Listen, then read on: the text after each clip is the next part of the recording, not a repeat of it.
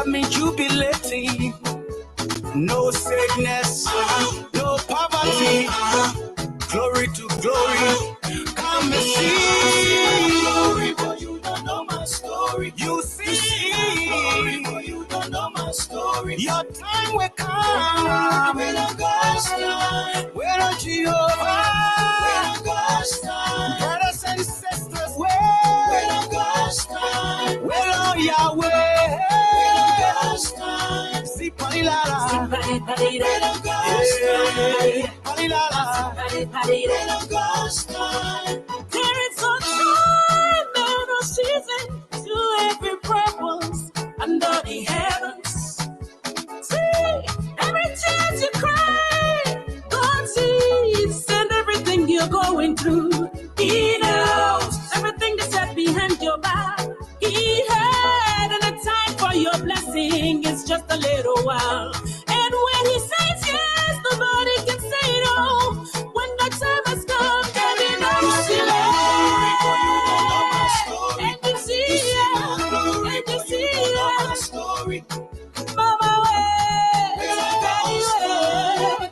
Mama, wait, Daddy, wait. Mama, wait, Daddy, wait. You will see the goodness of our God. Hey, just wait, just wait, just wait. He's a God of miracles. He's a God of possibility.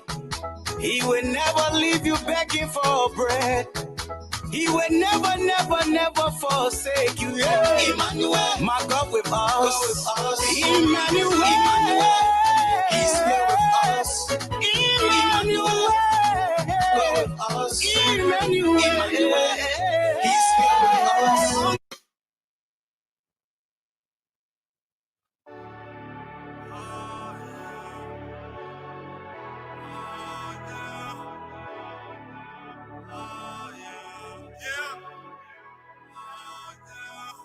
Every day and night, every night and day, I wanna love your body, girl, in every single way.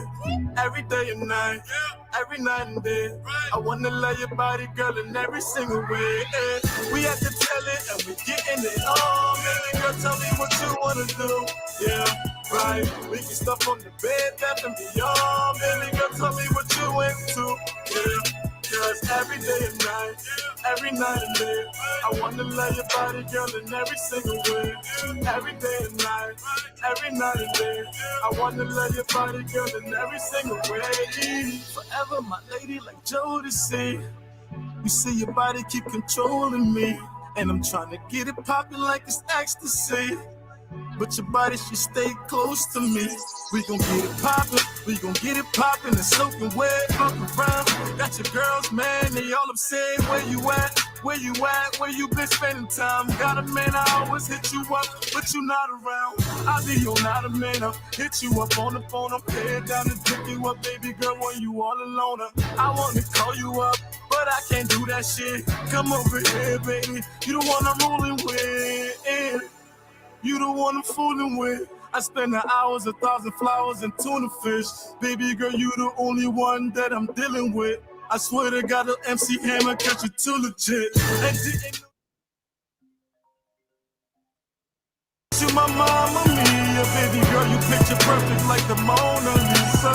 Take you out to France, do it a little dance. Telling me that you love me, you posting it on the gram. And didn't know that you my mama mia, baby girl, you picture perfect like the Mona Lisa. Take you out to France, do it a little dance. Telling me that you love me, you posting it on the gram. Baby girl, I got plans for you. Better yet, I made plans for two. Take the time, let me admire you. And baby girl, we get it poppin' like we supposed to do. We can stop from the stairs, girl, I promise an hour. After we're done with charades, we can jump in the shower. I'll tell the world that it's yours, baby girl, that it's ours. Anything that you need in life, baby, I got you. Baby girl, you the one, boo. Cause you to be the one when talking up I turn to. Girl, I really love and I do admire you. You the one that I need. Baby girl, you the one, boo. Cause you to be the one when time gets tough I turn to. Girl, I really love and I do admire you. You the one that I need. Every day and night, every night and day. I wanna love your body, girl, in every single way. Every day and night, every night and day. I wanna love your body, girl, in every single way. We have to tell it and we get.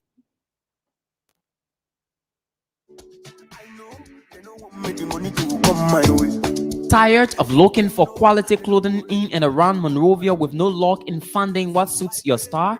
Well, look no further. A new men's clothing store located at the corners of Benson and Maglin Streets in the Kabah building is right here for you. The Men's Closet. The Men's Closet specializes in designer wears including Louis Vuitton, Gucci, Givenchy, business suits, and the list goes on. Gents, let's look, smell, and feel good, not just for ourselves, but our significant others. Remember, when you look good, you feel good. That's why we also have on sale men's cosmetics, perfumes, lotions, deodorants, etc. The Men's Closet. It is not just the man in the clothes, but the quality of the clothes the man wears. For inquiries on our products and services, call cell numbers 0775 560 008 0777 474 899 or 0886 658 055. The Men's Closet, here for you.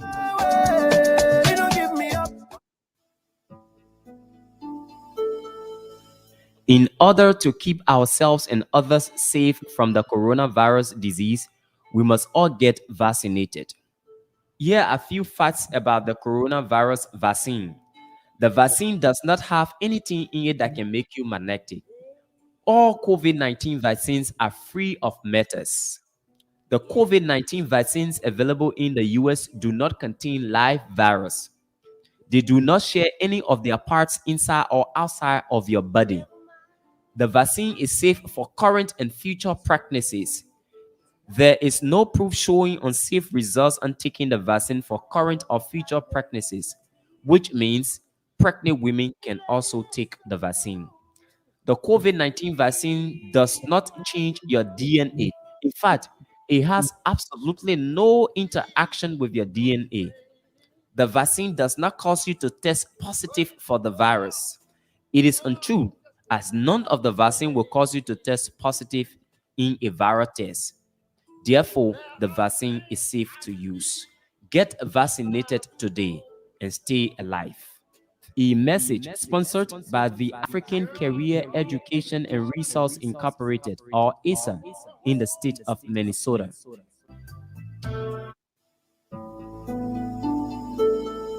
The fight against COVID-19 has become imperative to the survival of the world, to the extent we must all get involved. The question is, how do I get involved? Get tested. Get tested if you feel COVID-19 symptoms. Example, sore throat, cough, headache, etc. Get tested if you know you met someone who is now COVID-19 positive. Get tested before going to places where you may meet a lot of people. Example, schools, work, etc. Get tested before traveling, both domestic and international travels. Get tested when asked by a healthcare or public official to do so. Get tested today. Know your status and seek treatment if need be to stay alive. A message sponsored by the African Career Education and Resource Incorporated, or ASA, in the state of Minnesota.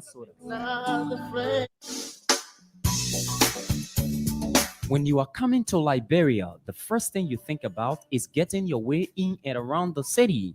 Now, you don't need to worry about that because LIB Executive Shuttle has that covered for you. We have our luxury private and share ride options, scheduled airport services, business or corporate travel, daily rental in and around Monrovia.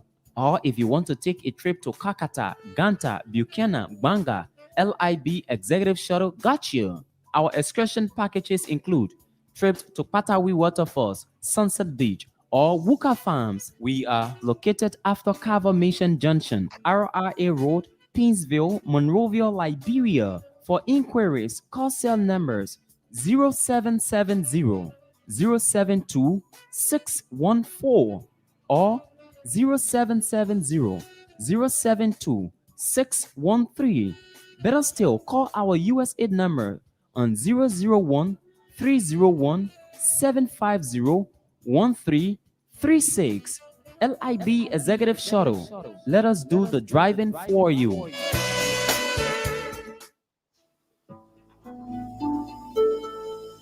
We have all heard, and in some cases, seen the danger posed by the coronavirus disease to our existence. We have sought ways in which this virus can be prevented, ranging from hand washing, social distancing, masking, and maintaining good hygiene. However, we now have an even better solution that has a history of effectiveness, which is vaccination. I know there are lots of misconceptions that surround vaccination, and as a result, people are reluctant in getting vaccinated. But here is a small historical fact for you. Smallpox and polio have a 100% decline in death since vaccines for these diseases were introduced. Not only that, measles and mumps have a 99% decline in deaths since vaccines for these diseases were introduced as well. We cannot allow vaccine preventable diseases cut our lives short. Get vaccinated today and stay alive. A message sponsored by the African Career Education and Resource Incorporated, or ASA, in the state of Minnesota.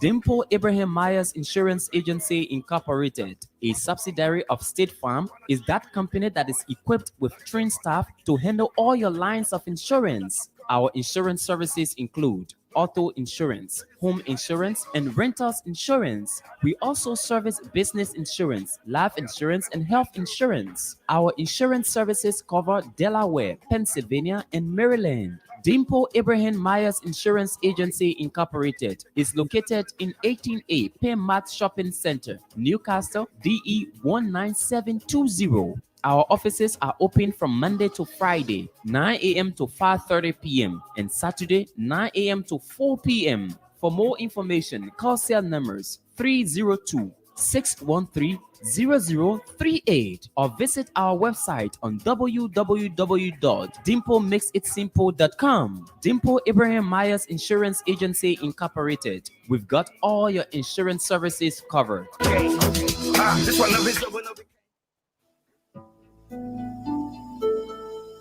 We have all heard, and in some cases, seen the danger posed by the coronavirus disease to our existence. We have sought ways in which this virus can be prevented, ranging from hand washing, social distancing, masking, and maintaining good hygiene. However, we now have an even better solution that has a history of effectiveness, which is vaccination. I know there are lots of misconceptions that surround vaccination, and as a result, people are reluctant in getting vaccinated. But here is a small historical fact for you. Smallpox and polio have a 100% decline in death since vaccines for these diseases were introduced. Not only that, measles and mumps have a 99% decline in deaths since vaccines for these diseases were introduced as well. We cannot allow vaccine preventable diseases cut our lives short. Get vaccinated today and stay alive. A message sponsored by the African Career Education and Resource Incorporated, or ASA, in the state of Minnesota.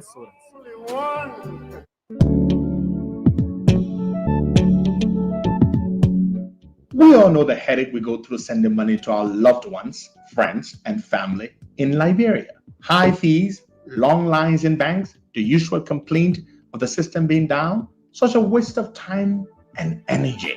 That is why I was very happy when I learned that SendWave is now in Liberia. So now I can send money anytime from anywhere directly from my smartphone to the MTN Lone Star Cell mobile money account of a loved one, friend, or family within seconds for just a tiny fee. So download SendWave now to your phone from your Apple Store or Google Play Store. Add your details, and don't worry, they are very safe and secure. And start sending money today. Don't forget to insert the promo code COSTA to get free $5 credit added to your first transfer.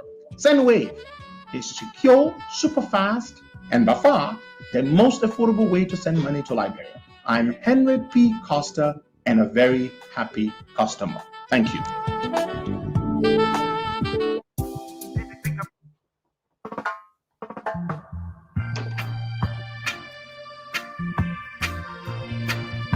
All right, good morning and welcome to the program. You're listening to the Costa Show. Today is Tuesday, the 5th day of April 2022. The time in Monrovia is 10:30 a.m. The time in Delaware is 6:30 a.m. And we're very glad to be here. It's a beautiful day. Let me first offer our sincerest apologies for not having been on yesterday morning. And it was not because of any technical problem. If anything, it was a bodily problem.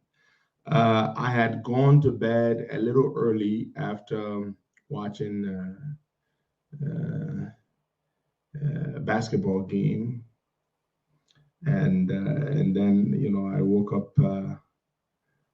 up at around 12 midnight. That's what happens when I go to bed early, and I would wake up around like 10, 11, 12, and then to fall back asleep. It was a challenge.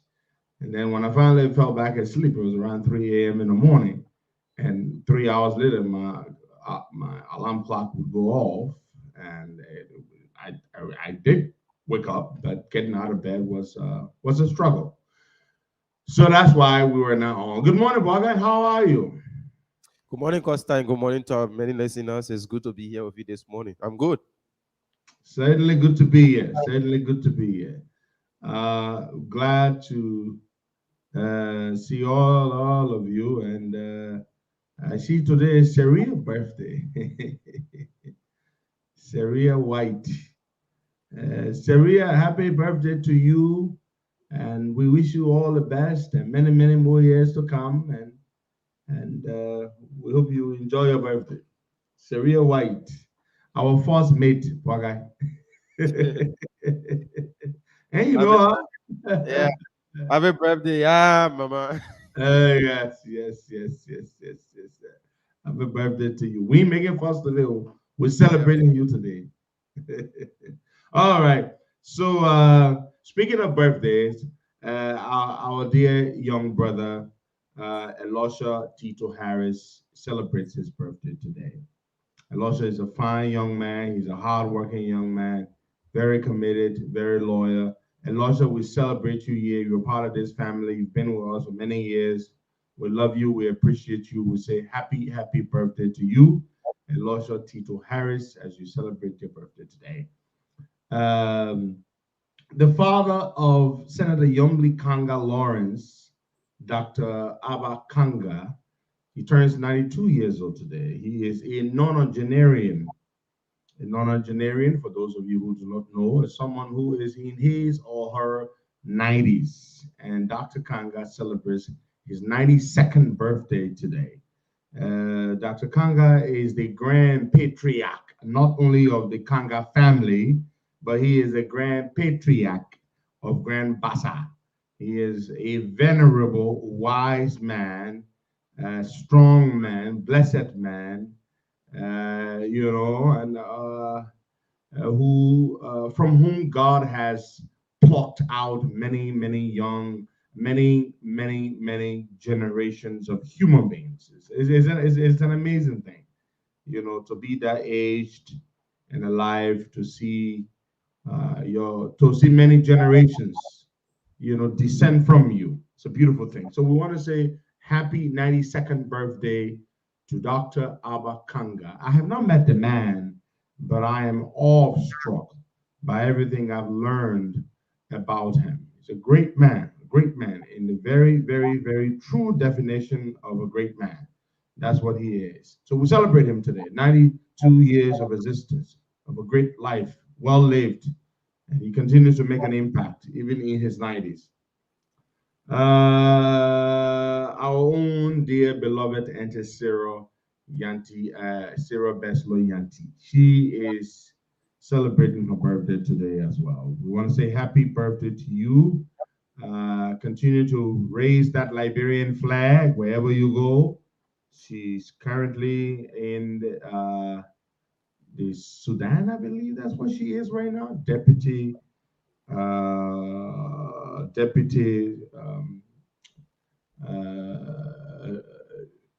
Deputy Special Representative of the United Nations Secretary General or something.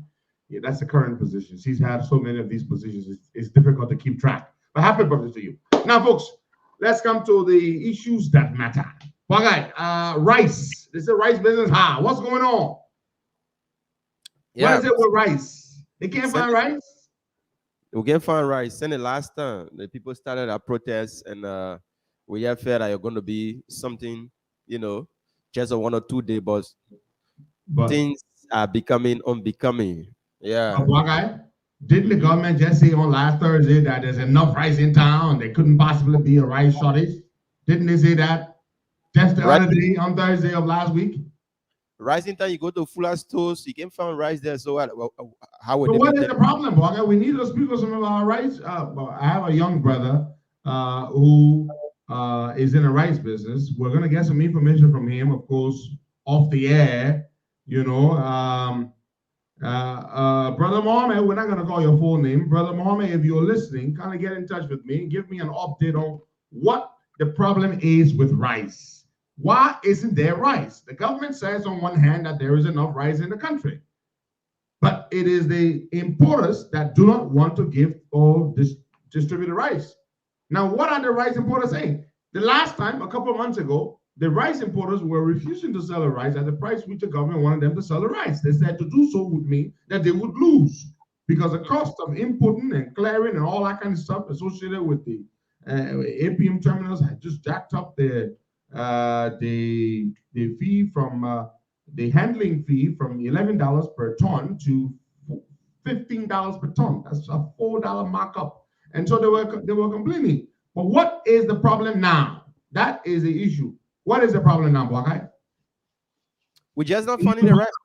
We're not finding it because you can go to the fuller store. I pass around the it was on a Saturday. Yes, Saturday.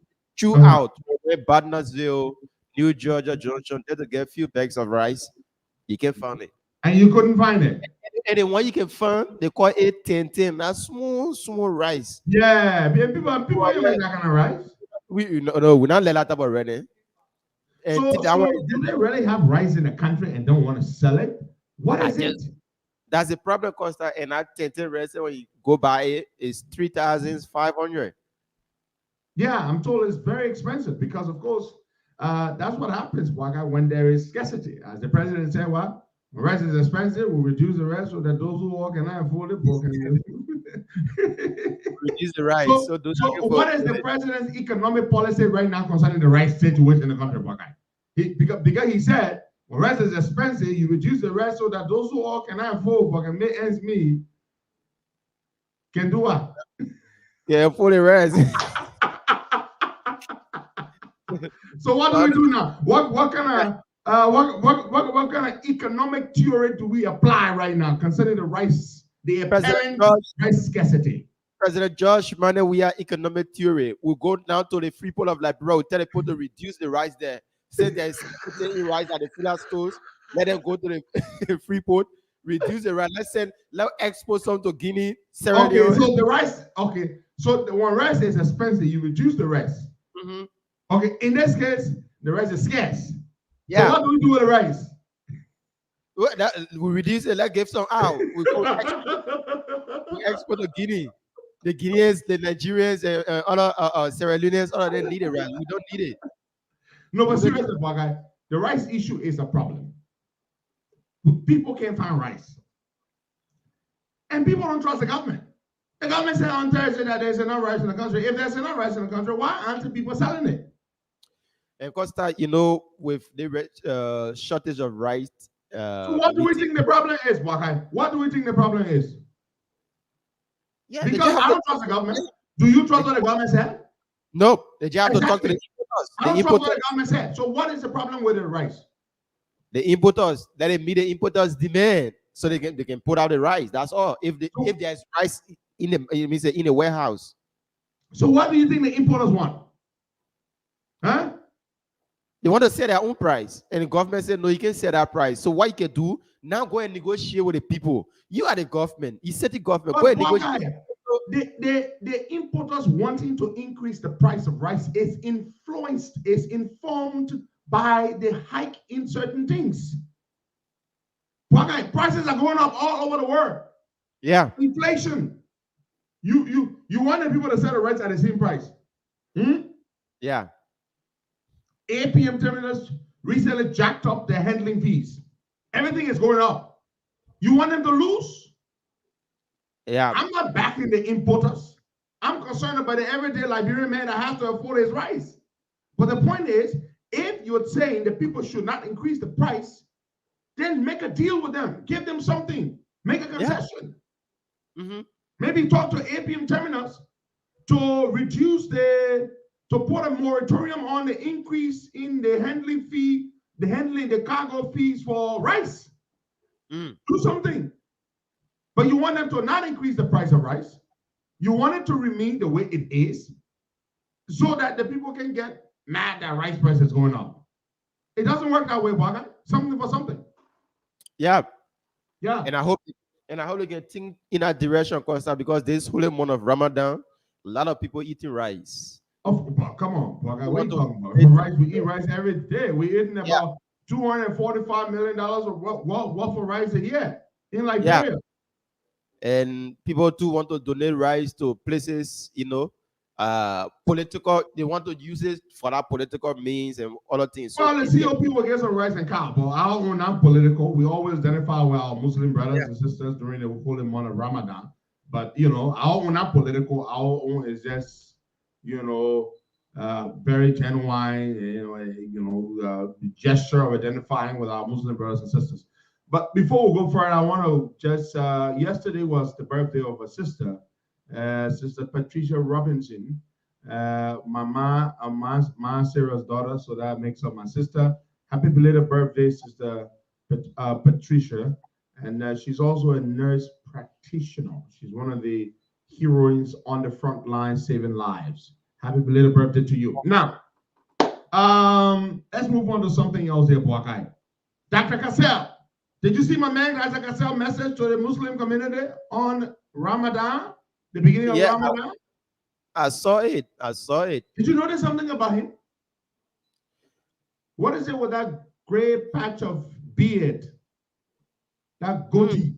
You know what a goatee is? What I do? Long goatee, the beard hanging on his chin. But not that, folks, not by his looks. But did you notice that Dr. Cassell did not say a single word about his arrest and lockup and trial and all that kind of stuff? He didn't say a word about it. He went straight to, I wonder who you sir. I've been Ramadan to my Muslim. What do you think that says? I thought it was reckless on his part. You're a political leader. You're aspiring to be president. You have a criminal indictment, a case hanging over your head. You were arrested and put in jail. And the first thing you speak to the public, the first thing you say to the public, you don't even mention your situation. Yeah, what but do you think you're going to do here, Baga? That has also, make us or his supporters think that, Dr. Cassell is not in jail like they claim, because the man is coming out with a message, sending it out to the Liberian people. Yeah, that's one thing, Baga. Yeah, fine. But what about the fact that he didn't say a word about the fact that he was arrested and put in jail? What does that say? That's another thing. He didn't say a word about that. We heard Dr. Cassell. I watched the thing. I was like, okay, well, my man apparently got a bill. He's out on bail, of course. Maybe they seize his travel document. He's not going to be allowed to leave the country because I'm sure he's considered flight risk. This is a man running for president in another country. But the first time he speaks to the public, he doesn't mention a word about his arrest and his prosecution by the United States government. He doesn't say anything about it. So I'm wondering, yes, why that may not have been the reason why he was speaking. But the point is, the first thing Dr. Cassell should say to the public is why he was arrested, why he went to jail. Just say something. Say something to the people. Although we already know, but you owe it to your people to say something. But of course, Dr. Cassell didn't say anything at all. So, I mean, come on. What's wrong with you guys in the morning? I just lost connection with my studio in Liberia. Let me see how I can reconnect with them. I'm going to reconnect with them. Somebody has to let me know. I don't know what's going on, folks. Hold on. I just lost these guys. We have a lot of things to talk about this morning, tons of things to talk about this morning. It is going to be fascinating. Canada Sandy reached out. Canada Sandy, you all remember Canada Sandy, right? He ran for president in 2011. He came to Liberia at that time. All the morale, he ran for president, didn't do well. Well, I mean, he got about 30-something thousand votes. He ran in 2017, got about 5,000 votes. His party was one of the few parties, that went and signed a thing with the CDC, claiming that there is a political, is a collaboration or whatever it is. And Canada Center reached out to me to say that he is not aware, he's in the States, he said he is not aware that his political party had signed any agreement to collaborate with the CDC. That's what Canada Sandy said. And to follow up with that, he proceeded to issue a statement that his party, these my people, that's what they do. They never call. There's the courtesy to call and say, oh, chief, this is what happened. Somebody will not even write me to say what happened. So hold on, folks. What happened? Yeah. Was it internet or was it? The internet dropped and just speak of it. Okay. So as I was saying, Canada Sandy, George, check all the apps. I don't need to tell you, but of course I have to tell you because you are supposed to be 90 years old and you do forget. So Canada Sandy reached out and he said, I'm not aware that my party signed anything with the CDC. I am not informed. I was not informed about it. And they issued a statement saying that the acting chairman of their party acted on his own and that he did not at all give his blessing for that to happen. And so he tried speaking with me. I missed his call, but he messaged me and said that, and then they issued a press statement. So, Boagai, you see my own bad luck. Some idiot who is a seditian, who does a stupid Facebook show, clearly everybody knows he's opposed to government. He's one of their mouthpieces. He had the audacity and the stupidity to say that I, Henry Costa, have agreed to support the government of Liberia in exchange for $1 million. Did you hear that, Boagai? That been a Raymond. A lot of people have reached out to me and received $1 million, Boagai, please. $1 million, Biggie. Jesus. Yeah. That's a lot of freaking money. 1 million. And the story goes that Nathaniel McGill brought the money to me in America when he was here recently. Yeah, a CDC talk show host. That is show Work and Grow. Talking about McGill brought $1 million and gave it to me in America. Jesus Christ. $1 million. And some people are actually stupid enough to come and ask me that. Do you really believe that these buggers will give me $1 million? No, there are certain things that make the $1 million US. But anyway, it's just crazy. $1 million. The Maggie brought the money, what, suitcase? What did he bring the money in? We as private jet?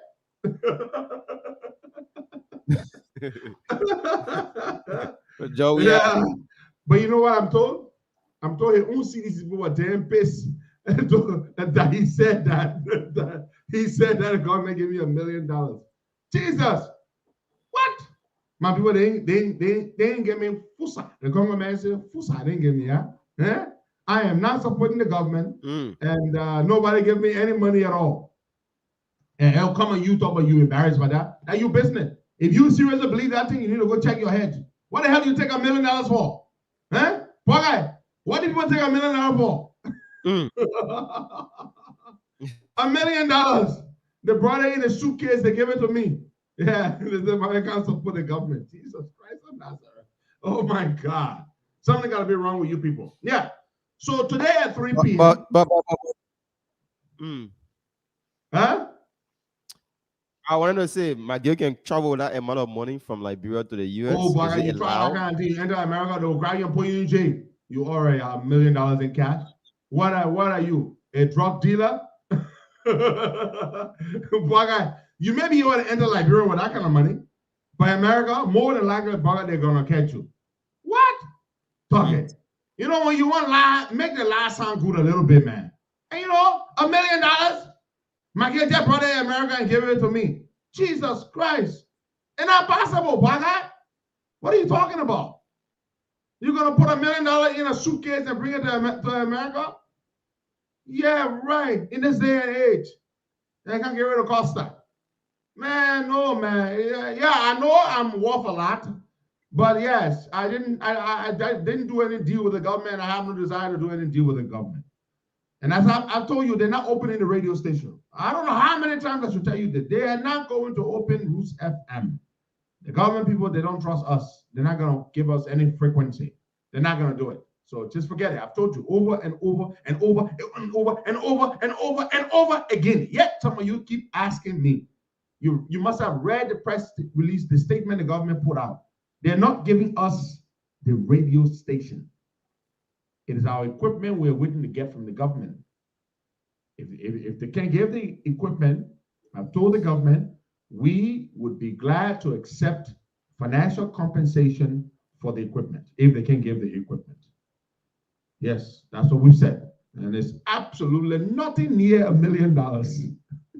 Nothing near $1 million. All right, so we go to the CPP case. Today at 3 p.m. Today at 3 p.m. Oh yes, am I free to speak on other radio stations? Of course, Mr. Katie, I am. I'm free to speak on other, even though it was absolute nonsense that they said I couldn't speak on radio stations because I was supposedly a fugitive of justice. These are all the things that embarrass the people. You go issue that kind of statement. Mr. Costa is not allowed to speak on any radio station in the country. Any station that hosts Mr. Costa will be shut down. Yeah? That's unconstitutional. It is stupid. It is like shooting yourself in the foot. A man who hasn't even been charged with anything, you say he can't speak on radio. But yes, I'm free to speak on radio now. Yeah, according to the government of Liberia, I am. So yeah. But radio station, they're not gonna give me a frequency. You just forget that. We don't need a radio station, Waka. We speak on 6 platforms online, and radio stations take what we say, and what do they do, Waka? They amplify it. They spread it all over the place. Today on the Costa Show, they said this, they said that. They do that all the time. We're the only talk show that they take stories from and they run with it. We feed other talk show hosts with stories. That's what happens. We're not bragging, but that's what happens. And we're very humbled for that. But to just move on to the other things we're going to talk about here. The CPP case. Today at 3 p.m. Okay? The Board of Commissioners of the National Elections Commission will hand down its decision, its ruling in the case involving the Unity Party and ALP on one hand versus ANC and Musa Belete on the other hand. That's that you still mentioning Musa Belete. Say the ANC because Musa Belete is irrelevant in the entire case. For me, the man was the that's one what I think. The man is the progenitor of the case. He filed the case. He filed the case, even though the NEC itself said that Ability's legitimacy is questioned, which we know is true, but still ability is party to the complaint. But in any case, that's not important. What is important is that today at 3 p.m., the Board of Commissioners will hand down their ruling. And what is it? The Unity Party has asked, the ALP and the Unity Party have asked the hearing of some soiree fellow, on the AB soiree or something, to throw this case out, as the NEC does not have the authority to determine whether Boakai Kamara, a Liberian citizen, should run or not run on the basis of a complaint filed by a member of a political arrangement that Boakai was once part of. So the Elections Commission, the Board of Commissioners, will rule today at 3 p.m. Now, Boakai, I hope the buggers know what they're going to do. I hope they're going to rule and say that that frivolous nonsense that Ability and Cummins filed holds no water, and they should throw it out.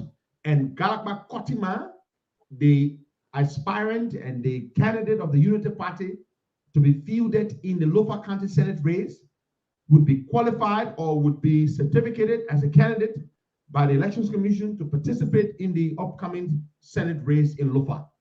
That is what I expect, nothing short of that. That is a sensible thing to do. That is what the Board of Commissioners should do.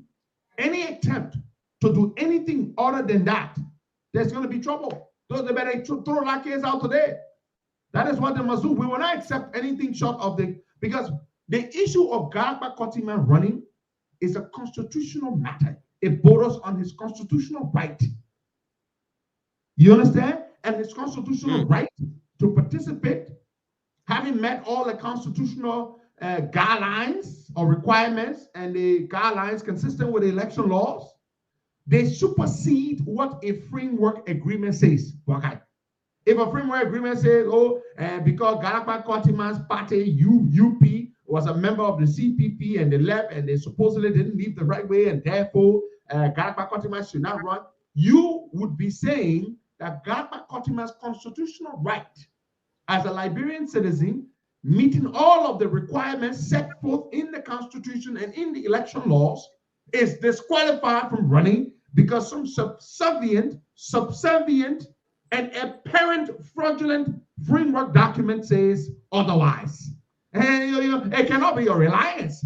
You cannot say this man's constitutional right, which supersedes every other right or law or agreement, it should be breached or disregarded or ignored because the CPP framework document says a party cannot be the candidate. It would be absolute nonsense, and we are not going to accept it. The Elections Commission must know that the elections that are coming, 2023, they are critical to the peace and stability of the country.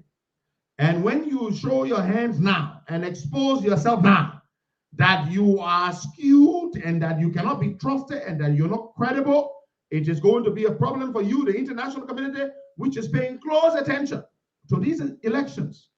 And this commission, as it prepares to hold major elections in 2023, would have less and less confidence in your credibility to organize and hold the 2023 general and presidential elections. My advice to them, do the honorable thing. Dismiss and throw that case out. Allow the Unity Party, consistent with its right, to field the candidate in Lofa, and we will win Lofa County. No doubt about that. No if or n about that. That is what you should do. That is what you must do. That is the right thing to do, and that is what you must do. So 3 p.m. today, folks, we're watching. All our attention will be directed to the National Elections Commission to hear what the Board of Commissioners will say in this matter. This is a crystal clear matter. It borders on constitutional right. The constitutional right of Galakba Kotima to run is greater than some Sanama swine called Musa Belete and a stupid idiot Alice Cummins.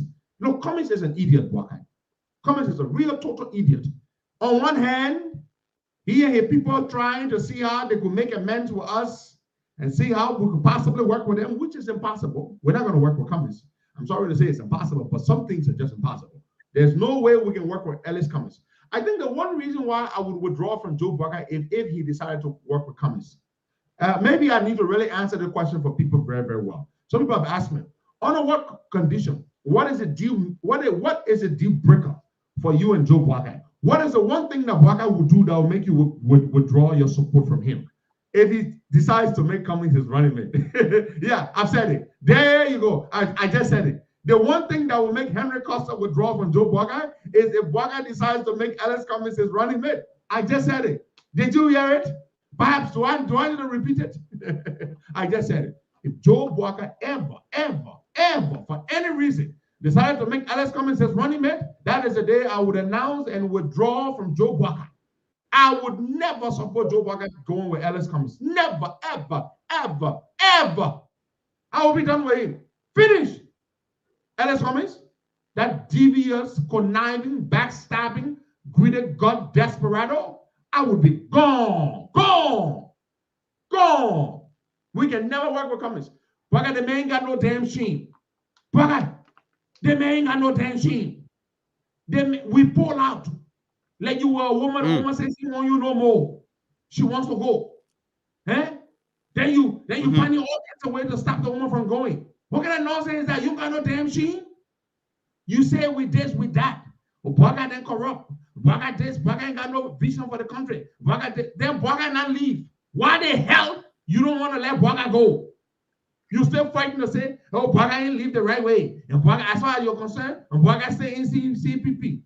I mean, Cummins ain't got no shame. Oh. He ain't got no damn shame. He ain't got no shame. Now you got the government asking him, the prosecution asking him, the state, to produce his travel documents, how he entered the U.S. You heard that, right, Boakai, didn't you? Yeah, they say you should hand a traveling document.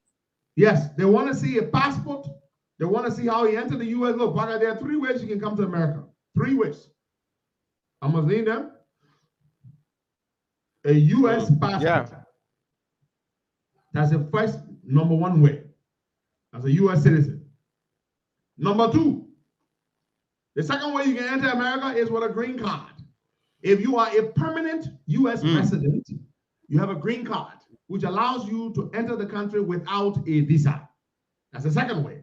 The third way you can enter America, the third means by which you can enter the United States, legally, of course, legally, is on a U.S. visa, whether it's an immigrant visa or non-immigrant visa, but that is one of the 3 ways you can enter America. Now, Alex Cummins came to America, according to him. He visited with his mother. We saw the pictures he posted on Facebook. The government says they want to know how Alex Cummins, Alex Cummins must show proof that he came to America, because he made a request to the court to permit him to travel. The court did grant a request to permit him to travel. He supposedly traveled. He supposedly visited with his 93-year-old mother. Now the state is saying, show us proof that you did go to America. Why? That's what the state asked. So now the state is waiting for Cummins to show proof that he did come to America. Now Cummins needs to show proof. Now, where is the proof?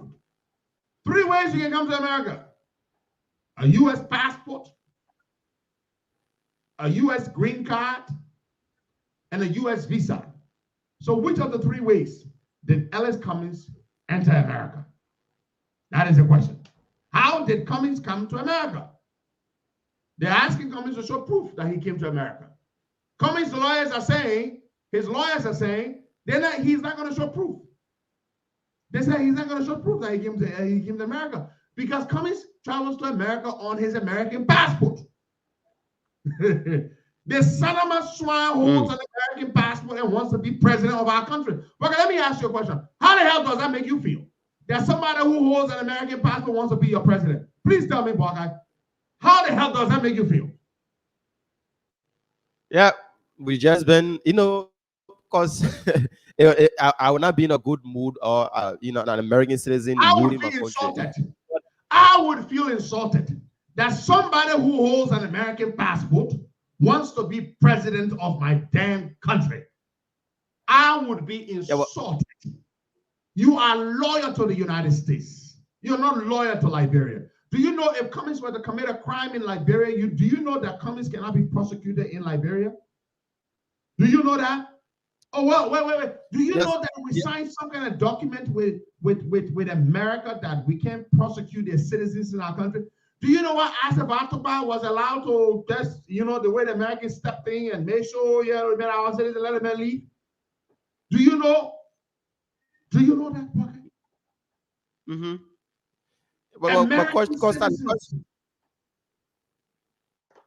American citizens. Yeah? I have nothing against American citizens. My son is an American citizen. You understand? Henry Pedro Costa Jr. was born in this country. In fact, my son holds two passports. He holds an EU passport and he holds an American passport. The day he becomes 18, if he chooses to want to become a Liberian, it's up to him. But the point is, so I'm saying this to say, I'm a big supporter of dual citizenship. I support it 100%. But I don't support somebody with an American passport wanting to be president of my country. And I don't want to be an American citizen. No, I don't. I want to remain a Liberian citizen and die a Liberian citizen. I love America. After Liberia, this is my second favorite country in the world. But that you hold an American passport and want to be president of our damn country, it's not going to happen. And guess what? Even if Cummins manages to slip out of this legal malaise in which he finds himself today, I'm going to file a complaint to the National Elections Commission in 2023 during the candidate nomination period, submitting evidence that Ellis Cummins is an American citizen, which is said out of his own mouth, that he's not qualified, consistent with the Liberian Constitution, to run for the highest office in the land. I will submit that evidence to the National Elections Commission. Even if he manages to escape today, he will not escape tomorrow. I will file that evidence to the National Elections Commission in 2023 to ensure that that guy does not qualify to run as president of my country. Simple. You all can say whatever you hate. That's your damn business. The law is the law. What does the law say, boy guy, about who is qualified or eligible to run for president? The law says you must be 35 years old, a natural-born Liberian citizen who must have been resident in the country 10 years prior to the elections in which you want to participate. Cummins, I have absolutely nothing against American citizens. I love Americans. My son is an American citizen. But you cannot hold an American passport and want to be president of our country. Who would allow that nonsense? No way. Absolutely not. So if the government can stop you now, guess what? I'm going to stop you, my man. I'm going to file a complaint with the evidence. And the evidence is there, it's all online. When you go to the SEC, the Securities and Exchange Commission's website, because the SEC regulates the financial services industry in this country, and Coca-Cola and all publicly traded companies, of which Coca-Cola is one. When you are a top executive at a publicly traded company regulated by the Securities and Exchange Commission, you are obligated to file regular quarterly filings every 3 months. And those quarterly filings, you must state there what you are.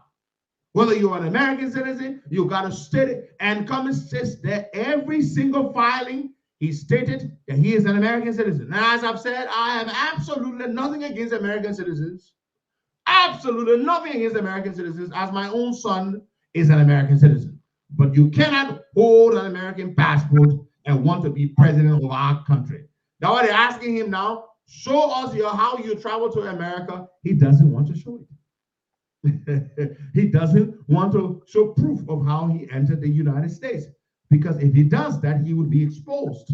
So what does that make him, Boakai? The man who claims to be honest, to be decent, but he lies and he hides his American passport. What does that make Cummins? He is a hypocrite. He is a two-timing crook, and he's a dishonest person. The first time Cummins entered the race for president, he said it in Minnesota. Mr. Cummins, do you hold an American passport? He said, yes, I do. Yes, I do. Ask ask Cummins that question today, Buckeye. He's a crook. That's what a crook does. You hold an American passport. Tell us the truth. Now, you said it before. And you know the law says you're not qualified to run. The Constitution states very clearly you're not qualified to run for president. You're not qualified to run for president. And you want to manage to run for president, even though you know that you are not qualified to run. It makes him a dishonest person. If you don't see that, then you are blind. If you don't see that. If you don't, Buckeye, the guy you said we're going to host, but we're not going to host him now. We said 15 minutes to the end of the show. He's just trying to connect with him. Yeah, but tell him. Yeah, 15 minutes to the end. You tell the guests when he should come on, and they come on way before the time. 15 minutes to the end of the show. Please tell him the time he's going to come on. So this is what the situation is. I, Henry Costa, if this government allows Cummins to go through, I tell you this, I'm going to go to the Elections Commission and I'm going to file that thing, and we're going to make sure Ellis Cummins will not be allowed to run for president of our country. You want to get mad about it, you want to cuss me, you want to say whatever, that's your damn business. I don't give a damn. You're the one here watching me. I'm not the one watching you. You're watching me. That says something about you, not me. Okay, you understand? That says something. That's what's going to happen. We're going to go to the Election Commission. We're going to stop that bugger from running. You can't be holding an American passport when we press. We know our country has been abused and discarded and insulted in all manners. In all manners possible. But I want everyone to accept that one. You hold a freaking American passport, you want to be president of our country? What kind of nonsense is that? I want to say this to you. So I heard Ellen Johnson Sirleaf poking fun at George Weah about the city, about the airport being dark.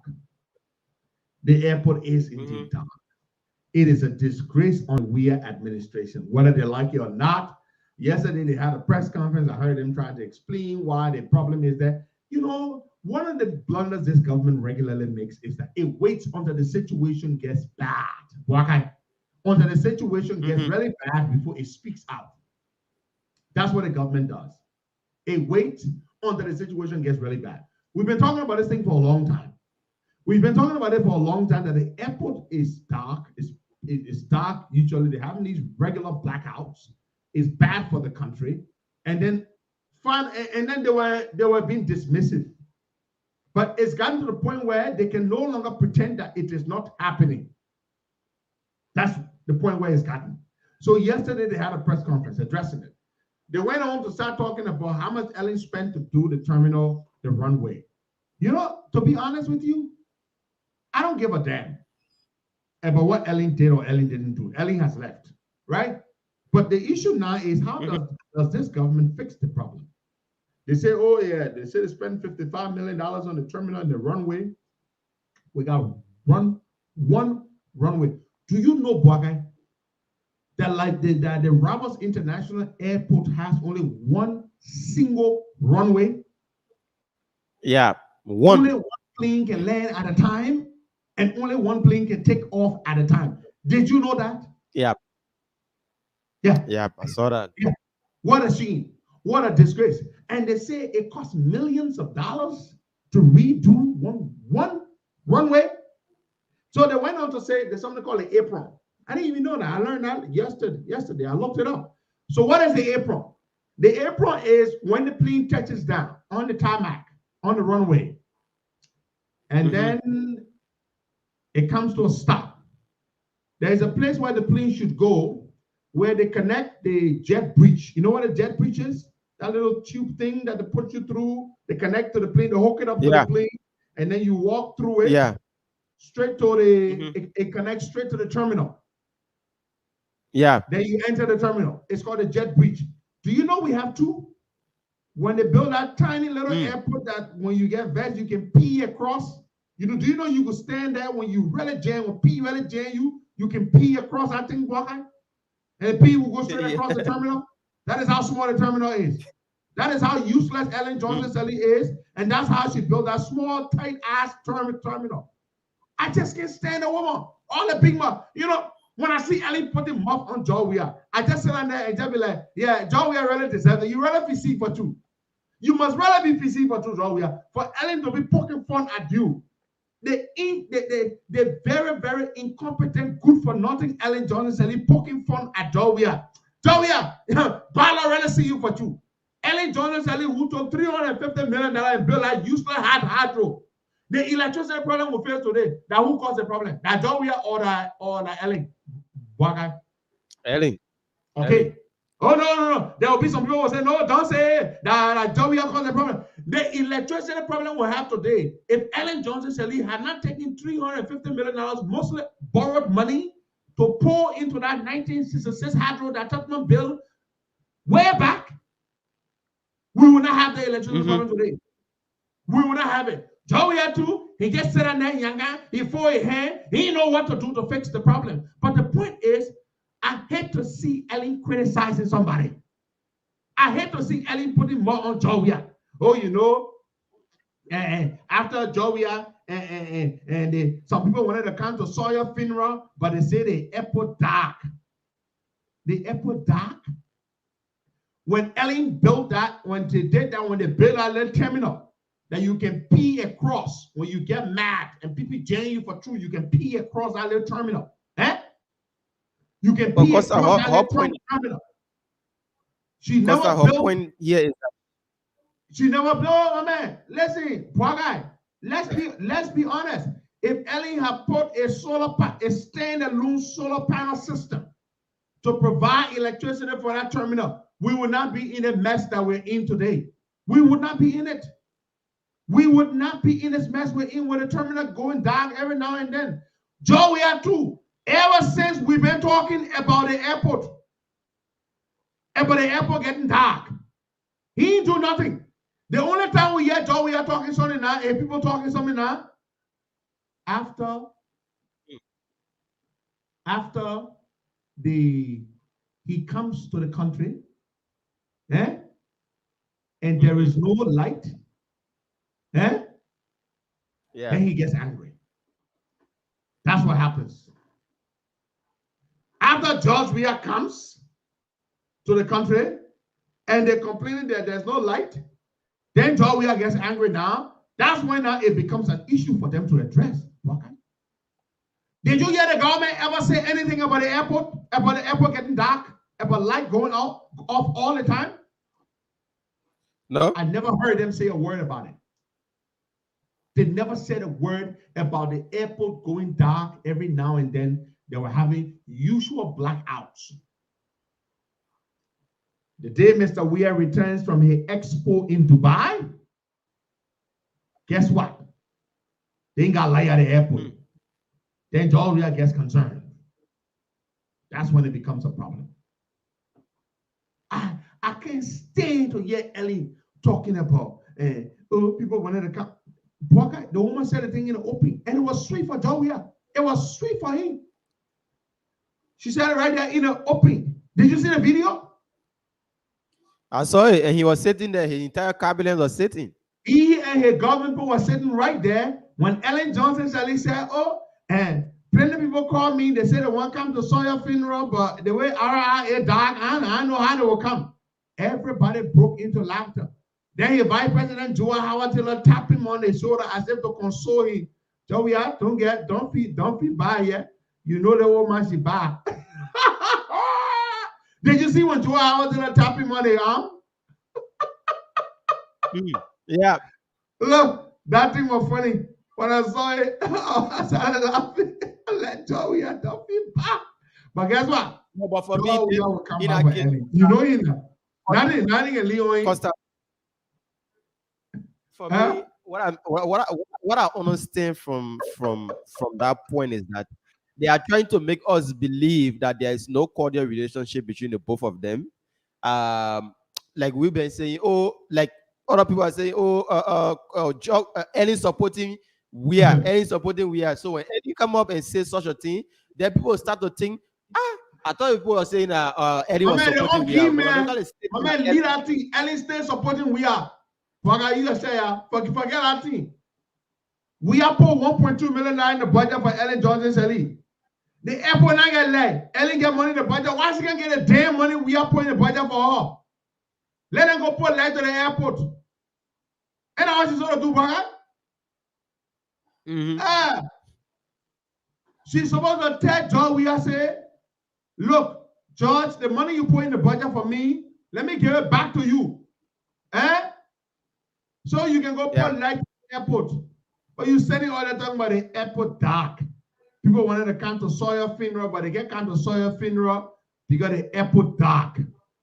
Then George Weah too sitting down there. George Weah will come back for her. Those two people, they know what they're on. They are still working together. You think George Weah, that we know, will go put 1.2 million in a budget for Ellen Johnson Sirleaf when they are not cool? You believe that, poor guy? $1.2 million? Yeah. Poor, that's scaling it on. But the point is, poor guy, that we have this problem at the airport. George Weah and his people didn't do anything about it. Today, there is a big deal because the president was returning to the country and there was no light. Now, I heard the officials of government yesterday who had a press conference and they said, oh, even if the electricity goes off in the terminal, but the runway is still lit up and planes can land and take off. Okay, so now what kind of light they got for the runway? The runway guy on generator, you got solar panel there. So what kind of light? What is the power source for the runway? What are you using for the runway? The generator. No, listen. They said yesterday, and I was thinking about it. They said yesterday, when the light goes off in the terminal, the runway still has light and it's still safe to travel. So I'm asking you, the light on the runway, where are they coming from? Now, what's the source of that light? Oh, okay. Maybe La Fire still connected the wrong way. they use it. Are they saying that they got different light for the runway, different source of power for the runway, and different source of power for the terminal? Is that what they say? Yeah. Because it doesn't make sense to me. So if the runway light is so reliable, why not? Listen to this. If the runway light never goes off, because that's what they said yesterday. I look at the boys. No boy lying to all that. I look at the boy. No boy didn't say no.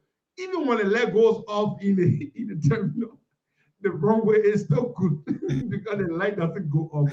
So I'm saying to myself, so where does the light come from then? If the runway light is so reliable, why they can't get us seeing light for the terminal? Why is it that Royal Air Morag have to turn to go Sierra Leone if the runway? They say the runway leg can be on. Why did Royal Air Morag have to reroute to Freetown, Longi? Because there was no light. Yeah. Why? Let it answer the other question.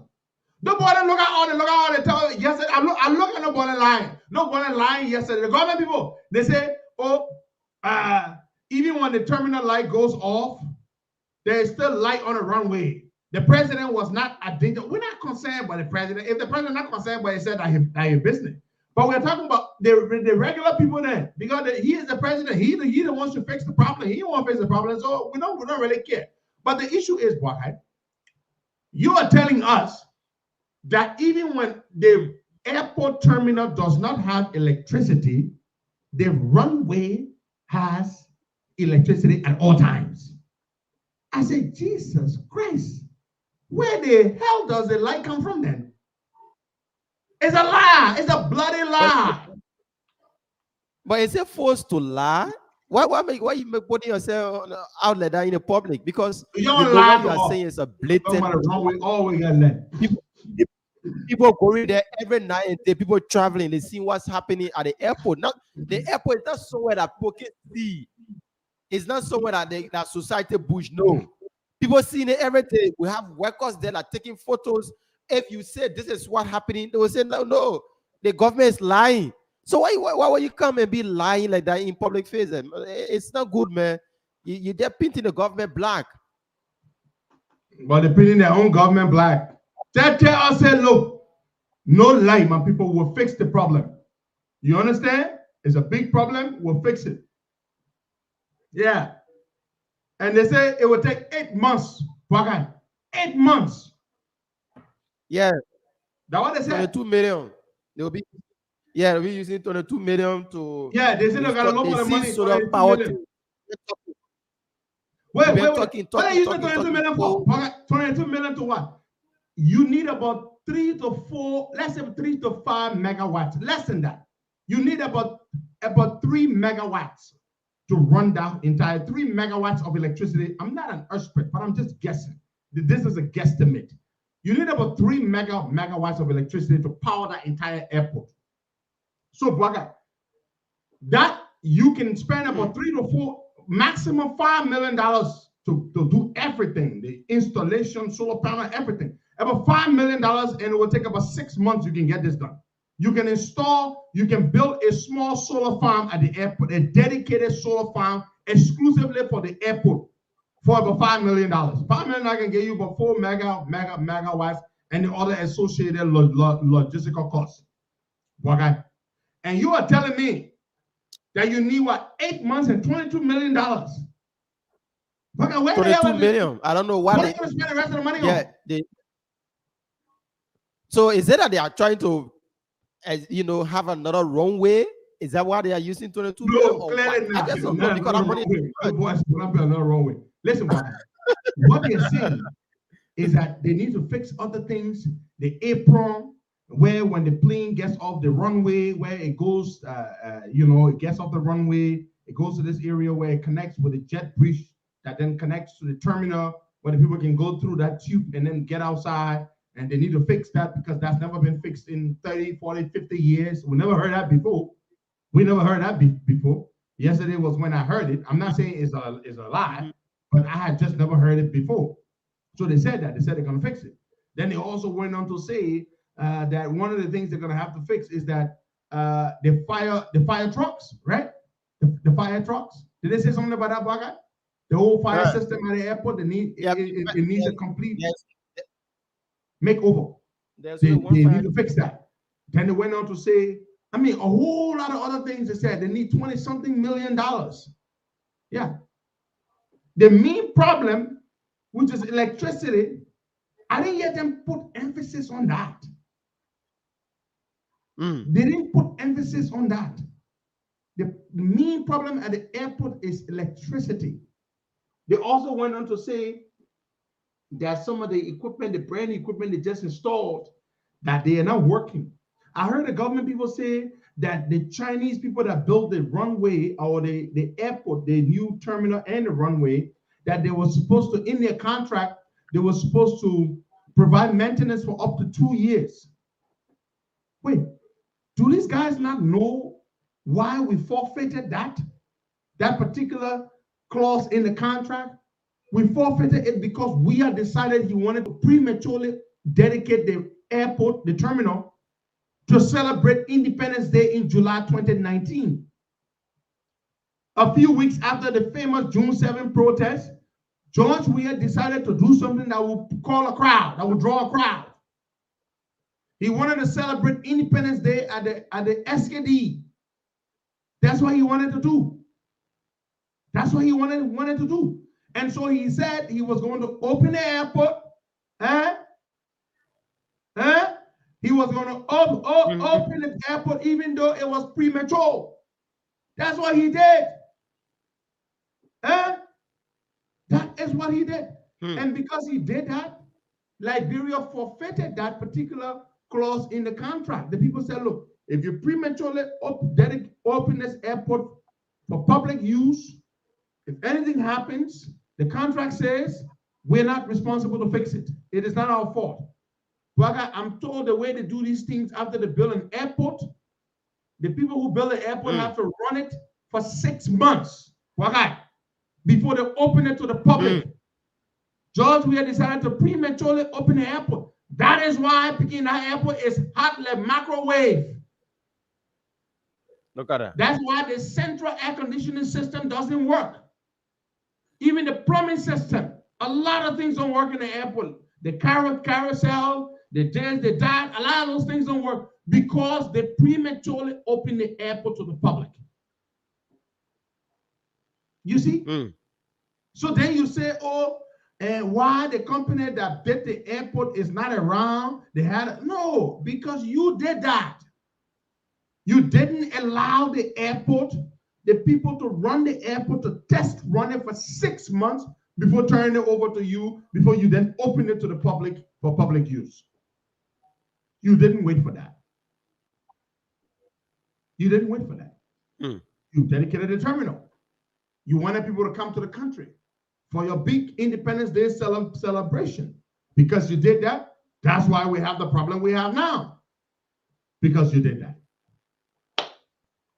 Let's take a few calls there, boy guy. We'll take about 10 calls, and then we'll take your guest, the musician that we're supposed to speak with. Let's take 10 calls there, quickly.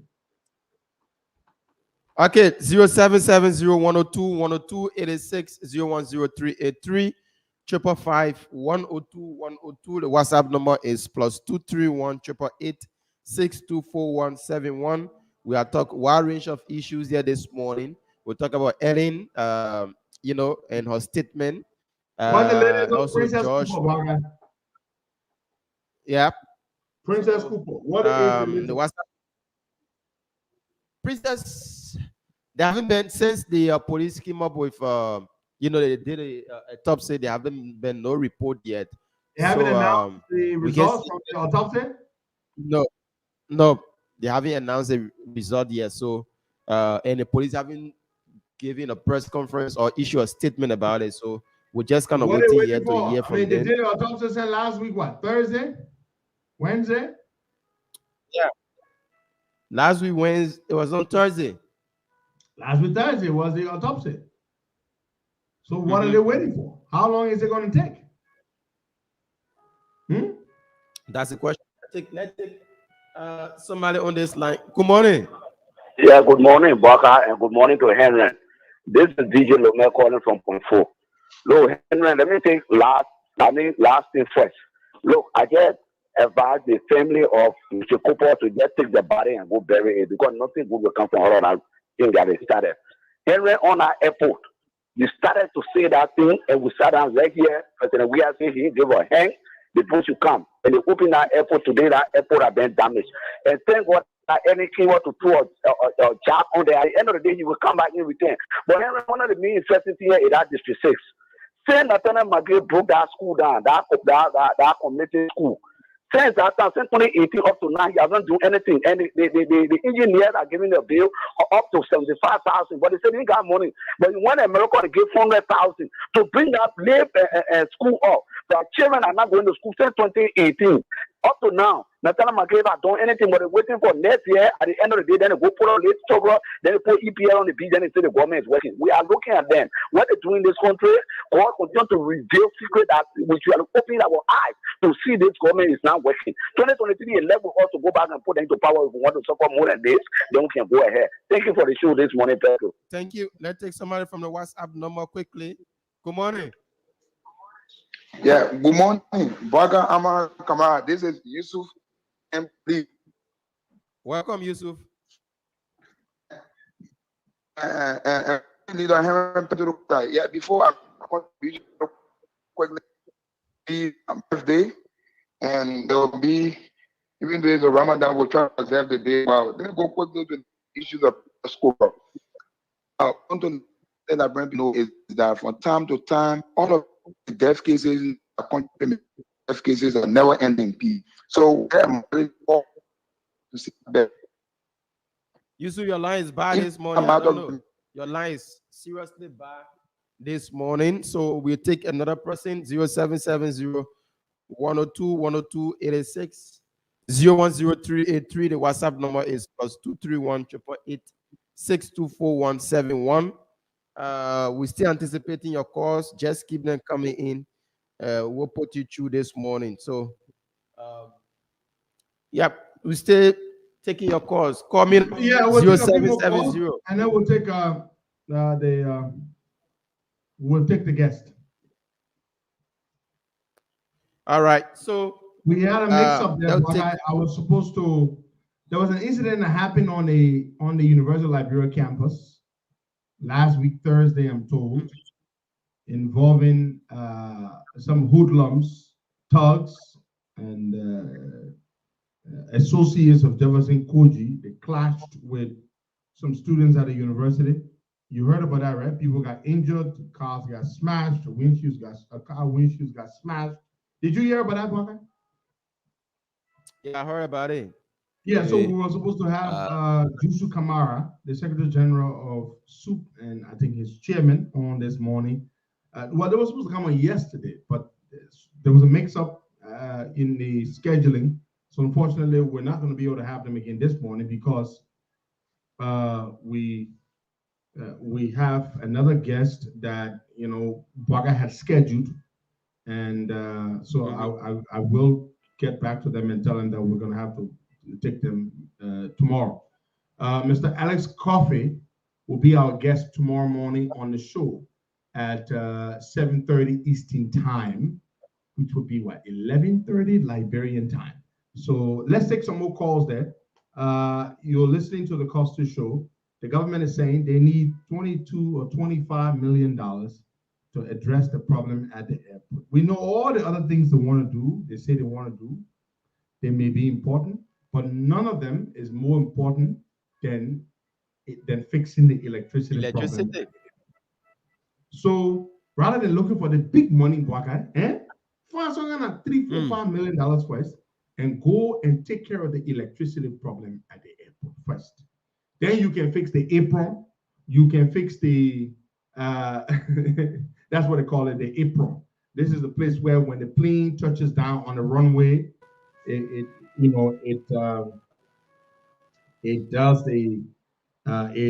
taxis to a stop, and then it veers off the runway and goes to this place where it connects with the jet bridge, which the passengers, then walk through into the terminal. That's the jet bridge. But they say the reason the jet bridge, we have two of them.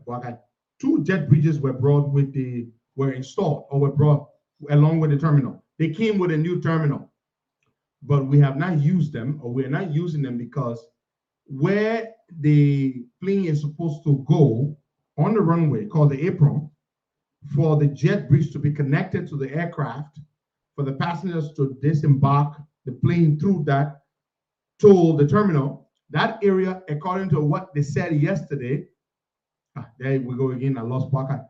That area has not been, fixed in no work has been done there in the last, I think, 30 or 40 years. So the concrete there has not been removed, has not been replaced in 40 years, 30 to 40 years. So they don't trust it.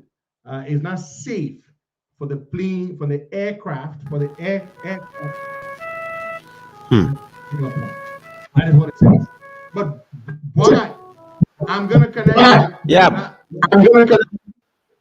Yeah, they said it is sinking. You're Okay. right. Cyrus Touré, they said that. They said that place is sinking, the apron. But I'm wondering, why fix the runway and not fix the apron? The area where the plane is gonna come when it taxis off the runway, it comes to that place, and then that's where it stops and then connects.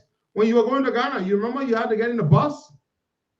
The bus took you to the plane. To the plane, yeah. Because the aircraft cannot come close enough to connect with the jet bridge. That's it, Waka. That is the reason why. The aircraft cannot come close enough. Because that area is sinking. You see that?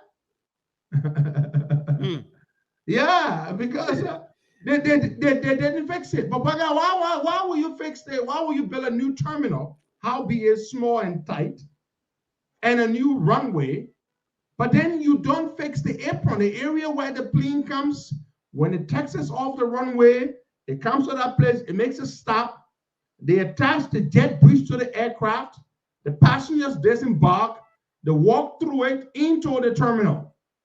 That area is sinking, I'm told, okay? So they can't let anybody, nobody will bring their plane there. You see what I'm saying? That is the reason why we're not benefiting from that. It is sinking. It is sinking. It is sinking, rather. It is sinking. It's just crazy. So let's take the guest, Buckeye. Let's take him here. Good morning. Yeah. Good morning, Mr. Costa. How are you? I'm doing good. Welcome. Yeah, Tell us your name. Buckeye, you wanna help take over here or step in here? Yeah. So he's a Liberian musician based in the US, and he been doing some great songs for Liberia and Africa at large. So let me say welcome to our show, Yangodi. Thank you very much, Mr. Boykai, and thank you very much, Mr. Costa, for having me.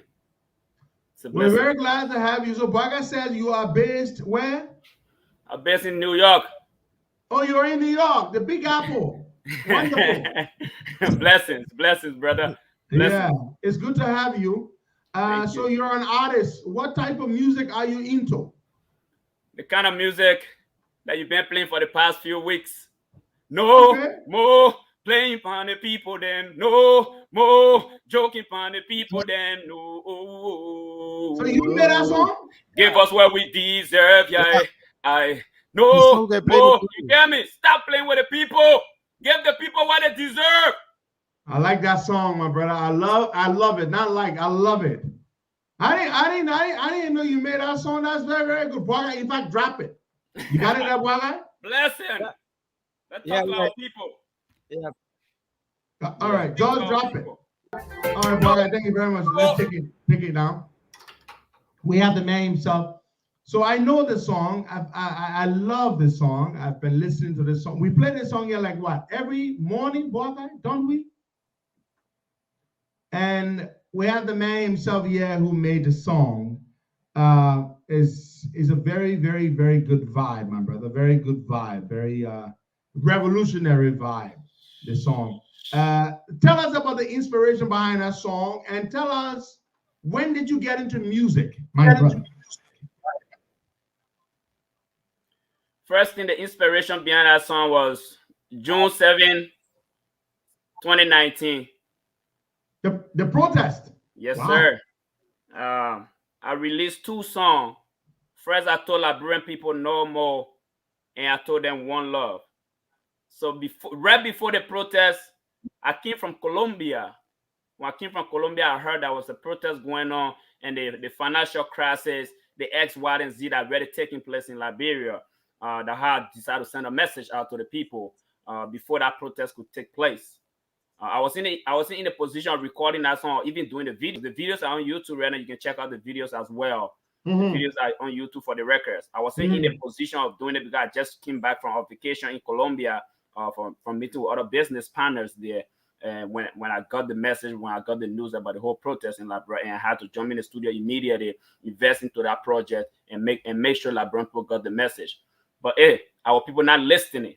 At that time, they wasn't listening. They didn't receive the music at that time. But now, listen, it's my plan. I plan for the song to be for that moment. But actually, I think now it's even a better time than 2019 for those records. I agree. For Liberian people to hear those songs. So having me on your show right now is a blessing in the first place. And playing this song at this moment of time is a blessing as well for Liberia and for ourselves. Not even for government, because listen, I don't do politics. I get nothing to do with politics. I get no issue with government. I get issue with me.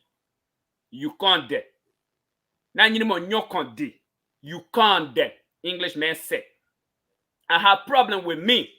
If I can change me and change my heart, I can change Liberia and change all of Liberian people. Beautiful, beautiful. When did you get into music, my brother? I started music 2006 when I first came to America.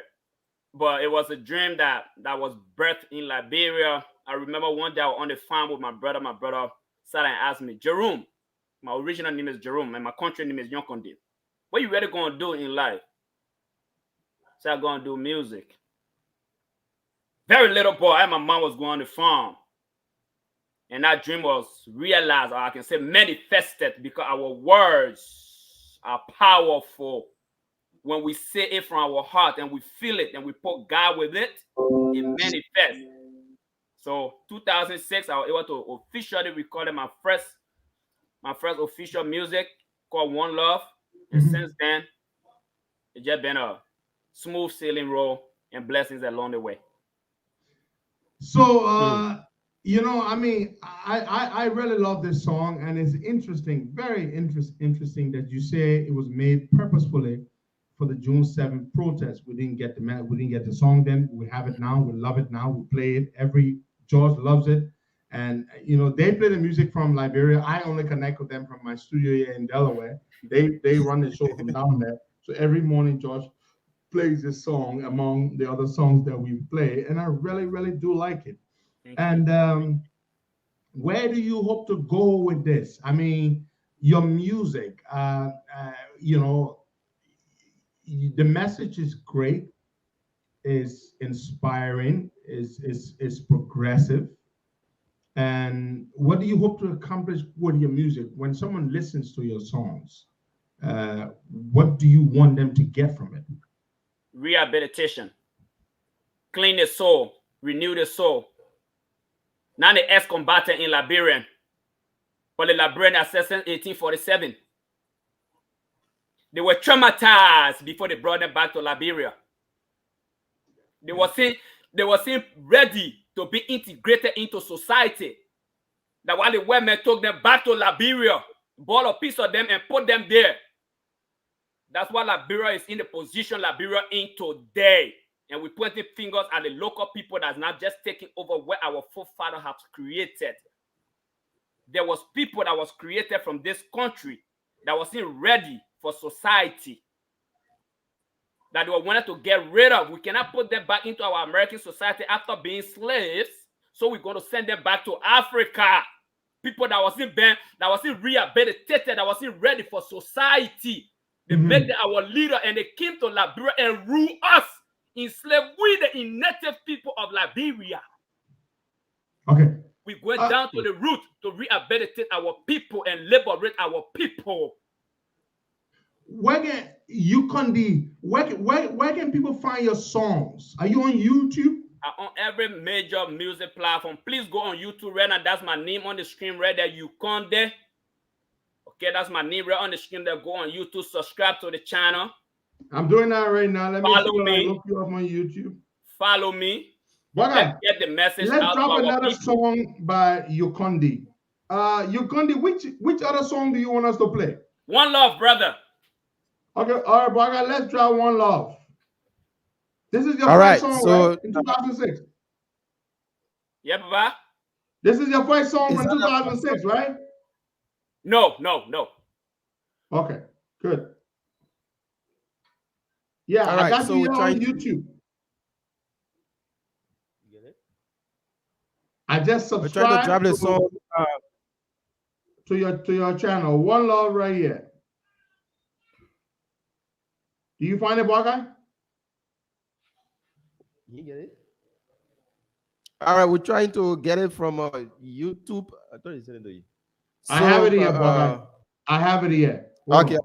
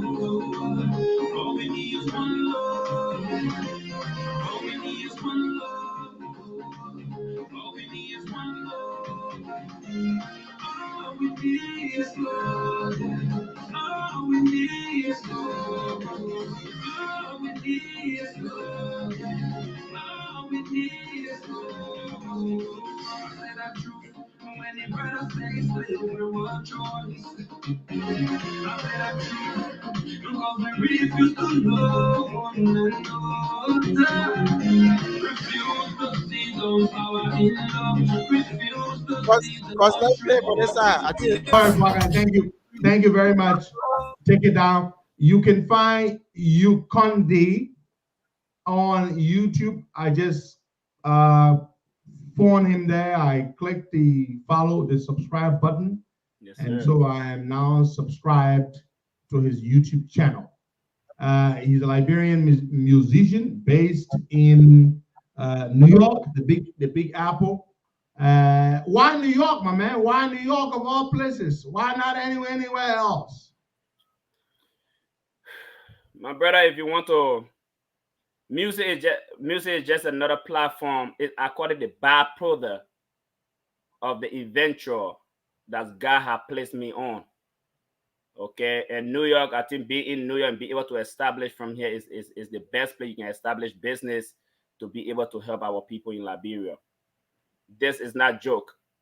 We don't come on Costa Show. We don't come on shows to joke around.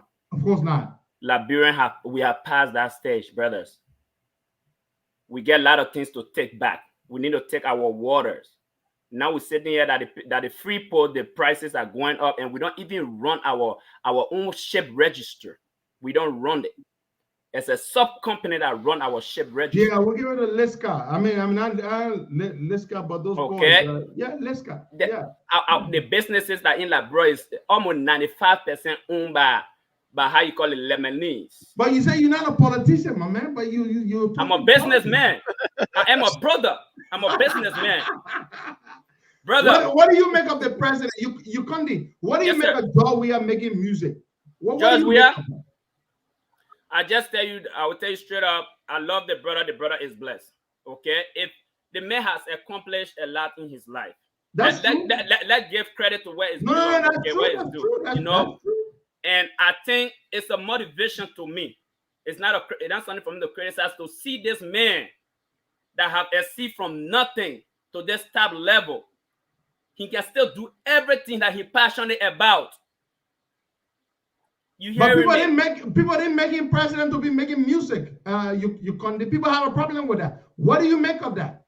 Now he wants to be your competitor as a musician too. What do you make of that? He's the president of the country. His hands should be full with a lot of work, but he go into the studio making music. Everybody have a way of expressing. Okay, we all have a dark side. So you think that a way of expressing himself? Every human being have a dark side to them. Every human being have a dark side. We all have a butt. That's true. We need an avenue to express that butt. I cannot sit there and judge him while he's doing it. Yeah, but that's the avenue. Instead of him going to do something else that is, I'd rather him do that. let him channel his energy. Channel your energy that way. If you can still come back and handle my country business, please do it. So you think doing music is like it's a release for him? It gives an opportunity to vent or to release some kind of negative vibe that's in him. That's the way he channels that outside. You think? You can define it anyway, but as I said, we all need an avenue or channel, okay, to release emotions, thoughts, feelings. And if he's using music, and music is a very powerful tool. He may not be great at it, but music is a very powerful tool. So I can't judge your brother. If that's what he wants to do, the sky is the limit, right? The sky is the limit. How far you want to go, Mr. Costa? but you can let me ask you. Yes, sir. We know he had always liked music. Back in the day, before he became president, you know, he did a couple of songs with a couple of artists. Yeah. You know, but then he stopped, and then he became president. When we look, the man started releasing songs. But when I listen to your vibe, my man, that song, you know, that we played earlier, and I need to listen to One Love more, because in order for you to appreciate a song, you need to listen to it more and understand the lyrics or on the list, vibe, or really connect with the vibe, you know. Yes, sir. For you to appreciate it. And yes, I think, you know, you do great at what you do. Where do you see yourself and your music in the next 5 years, my dear brother? I see my music being an inspiration to the Liberian people and worldwide. Okay, I see myself on the world stage being able to preach, because God don't move until he sent his musician. Okay, God don't move. He sent the musician up front first to give the message. the prophets. Okay, he gave the message to the prophets. We go give the message before God moved, and God is now moving in Liberia direction. So the music is coming, and I feel that spirit that I see myself really speaking to the Liberian people in the next 5 years. The world will know what we stand for, what we mean when it comes to music, when it comes to rebirth of our nation and our continent. Very, very good. Now, you could have been in, there's so many genres of music, genres. Yes, sir. But you chose reggae. Did you choose reggae or did reggae choose you? Reggae choose me. Okay. The same way I don't choose Christ. Christ choose me. Okay. so reggae, and what is it with Rastafarians and reggae music? You feel that you are some kind of messenger, like some kind of messenger of a message, like you have a higher calling, other than just entertaining, but there's something else that you feel you do. You have to deliver a message. Yes, sir. Brother Costa, it's not only Rasta, man. You too. Before you open your show, you pray every morning and you say God has empowered you to come and help Liberian people. Yeah. That's a gift for every human being. It's only you can identify that you are not of yourself. You have been led by a higher power, which is God, that bestows something in you for you to fulfill within this lifetime. And that's what we Rastafari, we stand, sir. Yeah. Okay. Ukondi. Tell us the meaning of Ukondi. What does it mean? And what Liberian vernacular is that? It's from the Grand Gideons. Ukondi. Tell us the meaning of it. Nyokondi. Yonkondi. Okay. Because of you. And I interpret it in my own ways. I put you first. Okay. Well, yeah, kind of, because of you means I put you first, because you do it because of the person. So that means you put the person first. I put you first. I put you first. And who are you putting first? Every human being that breathes life on this planet. So you value life. I value life. I value everything God created. It's lovable. It's blessing. That is your philosophy. Yes, sir. Yes, That's brilliant. Yes, sir, Papa. That is brilliant. Well, folks, if you're just tuning in, we have with us a Liberian musician. He's a Rastafarian based in the Big Apple, New York City, of all places. I don't smoke weed. I don't smoke weed. So you hear Rastafarian, that the first thing people connect with the mind of the divine. Generally associate, of course, we all know there's no need asking that question. Everybody knows why. But for the record, you want to make it clear that you do not smoke weed. I don't smoke weed. So when I come here, I speak in my heart. Don't misunderstand me, because my passion is just too big. That why I talk the way I talk, with the energy I talk with. I don't subside my words. I can feel the vibe, my brother. I can feel the vibe. Yeah, man. Yeah, man. Young Rastafari. On time, please. Oh my God, this is beautiful. But hey, we love this song, especially that song. And I lost my guys. The internet is giving them trouble, but of course we still have people watching. Yes, But it's a beautiful thing having you here this morning. We will continue to play the songs.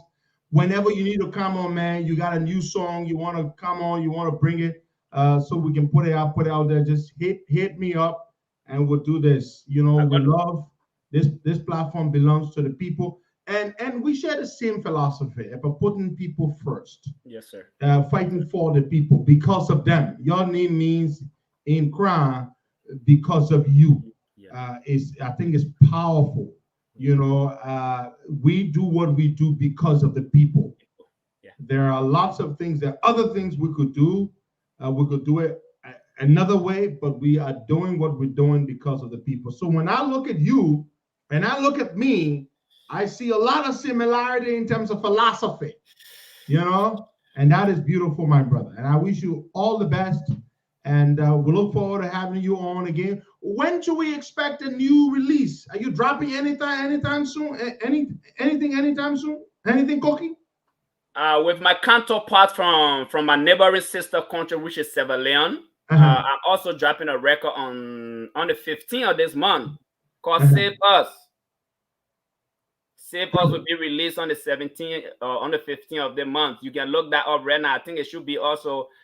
That's a little secret I will give you. I think it's kind of floating on the internet right now, but it's also be officially released on the 15th to the public. But it's already been out there because Save Us, you can't featuring Empire from Severleon. It's a very beautiful record. It's God time. Now it's God time. God is moving and God is bestowing and God is into our people. Now we are waking up. It's not time for us to sleep. So we got to get the message out. Yeah. Save Us is out very soon. That's good. Yes, sir. Once it's out, let us know. We'll start dropping it yet before we will bring you on. Familiarize the people with the vibe. I'll push it on you, brother. I'll push it on you, Mr. Costa. And thank you very much for what you do. Thank you to your whole team. Anything you choose to do in this life is a sacrifice, something that you should be waiting to die for. And Christ is an example of that. And we all need to follow that footstep, guys. You're that fight for our country. You're that fight for our people. This is not a joke. This is bigger than you and I. It's bigger than I and Costa. It's bigger than even George. We are sitting down in our country and all those political people. This is a country that was created by our international world. Though our people were there, but Liberia was created by people. And these people still have influence on Liberia. Yep. So you gotta think deeper. You gotta open our eyes and work together to restore our country and our people to their wholeness of God. Thank you for having me, Mr. Costa. Thank you, my brother. We look forward to having you again, and we wish you all the best. Thank you, Papa. Okay, bye-bye. All right, folks, there you have it. Liberian musician based in New York. His name is Jerome, but his artist name is Yukonde, and it's from the Kra tribe or vernacular, and it means because of you. But he translates it into a different with his own, infused with his own philosophy, which is I put you first. I put you first. But it means because of you. And he says, I put you first. And I enjoyed my time with him. I don't know about you, but I know I had a good time with him. And I love that song. I didn't know he was behind that song. Now I know. And now many thousands of you know. And it's a great thing. My first time meeting the guy virtually, howbeit, but it was a nice one. We will be back here tomorrow, same time, 10:30 Liberian time or 6:30 Eastern time. And have yourselves a blessed day. We'll follow up with this rice thing. We want to know what's happening with the rice thing, and why is there not rice on the market or not enough rice on the market? The government says there is rice, but rice dealers, the people who buy and sell rice, can't find the rice to buy. And when they do find rice, they can't find the type of rice the people normally eat. What is going on? Are they rice importers? Are they hoarding the rice? HOARDRNG. Are they keeping it in their warehouses and waiting for the price and trying to manipulate the price? It's called hoarding. That's what you do.